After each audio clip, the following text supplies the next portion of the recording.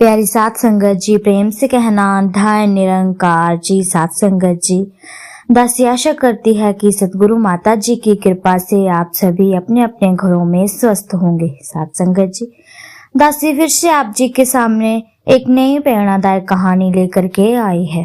आशा करती हूँ कि आप जी को जरूर पसंद आएगी। आज मेरा व्रत है, तो आओ चलते हैं इस छोटी सी कहानी की ओर।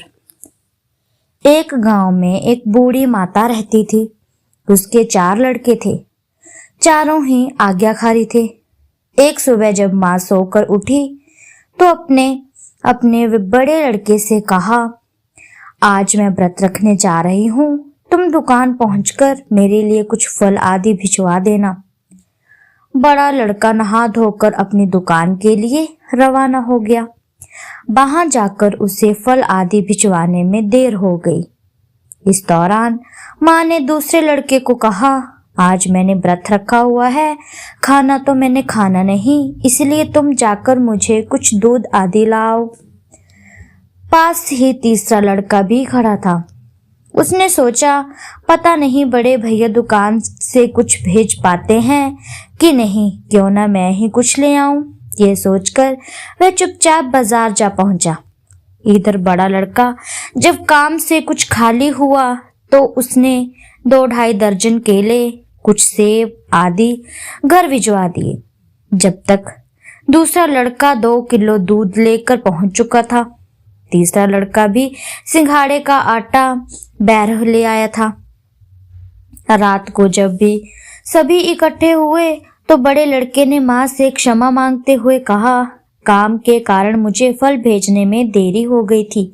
खैर, कुछ फल बचे होंगे, लाइए एक एक फल हमें भी प्रसाद के रूप में दे दीजिए।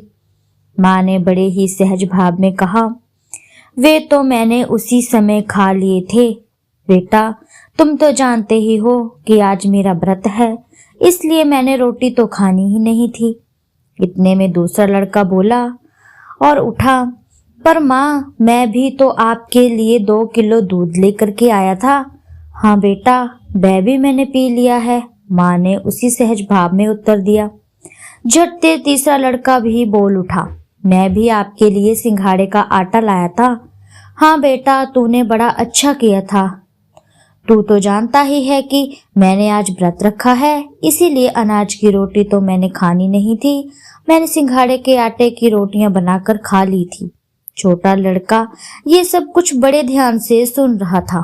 वह चुपके से उठा और छत पर जाकर ऊंची आवाज में पुकार पुकार कर कहने लगा, मोहल्ले वालों, अपना अपना खाने का सामान संभाल कर रखना, आज मेरी माँ का व्रत है, आज मेरी माँ ने तो व्रत रखा हुआ है। यह हालात हैं आज के कर्मकांडी समाज के। व्रत नाम है वचन पालन करने का, खाना न खाने का बहाना करके दुनिया भर की अन्य चीजें खा जाना व्रत नहीं कहलाता है। हम व्रत करते हैं कि हमारा व्रत है, हम किसी का भी व्रत करें सुख संपत्ति और शांति के लिए करते हैं, लेकिन साथ संगत जी, व्रत का अर्थ होता है कि हम अपने जुबान का व्रत रखें। हम जो किसी को भी कड़वे वचन या कोई भी हम कड़वी बात किसी को कहते हैं तो वो बुरी लगती है, हमें उन चीजों का व्रत रखना चाहिए, ना कि अनाज का यानी कि खाने का व्रत रखना चाहिए। खाने का कोई व्रत का मतलब नहीं होता। साथ संगत जी, दासी की कहानी आप जी को अच्छी लगी हो तो चैनल को लाइक, शेयर, कमेंट और सब्सक्राइब जरूर कीजिएगा। ऐसी ही प्रेरणादायक कहानियां दासी आप जी के सामने लेकर के आती रहेगी। तब तक के लिए धाय निरंकार जी।